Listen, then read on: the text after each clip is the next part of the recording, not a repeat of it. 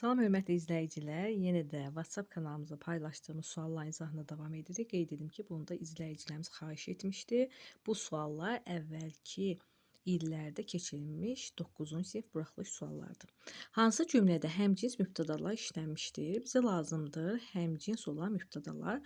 Biz Y bəndindən başlayaq. Valideynlərini, müəllimlərini həmişə hörmətlə xatırlayır. Nə edir? Xatırlayır kimi valideynlərini, müəllimlərini. Burada həmcins üzv var, amma tamamlıqdır. Bizə lazım mübtəda. Qonaqlıq üçün qarpız yemiş, gilas almışdı. Nə etmişdi? Almışdı. Kim? O. Bu cümlənin mübtədası odur və buraxılıb. Burada olan həmcins üzvlər qarpız yemiş, gilas qeyri-müəyyən təsdiq halda olduğu üçün tamamlıqdır.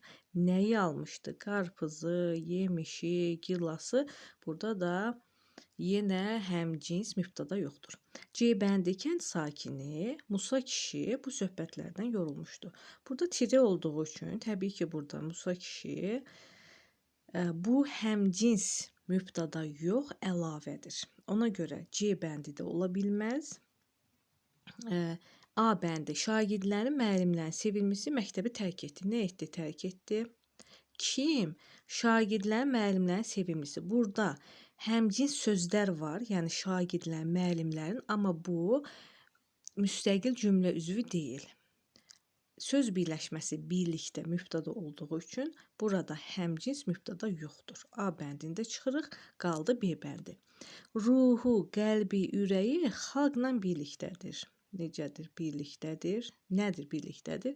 Nə ruhu, nə qəlbi, nə ürəyi. Burada i şəkilçisi, u şəkilçisi mənsubiyə şəkilçisidir. Yəni, onun ruhu, onun qəlbi, onun ürəyi xalqla birlikdədir. Cavabımız oldu B bəndi, çünki həmcins mübtədalar B bəndindədir.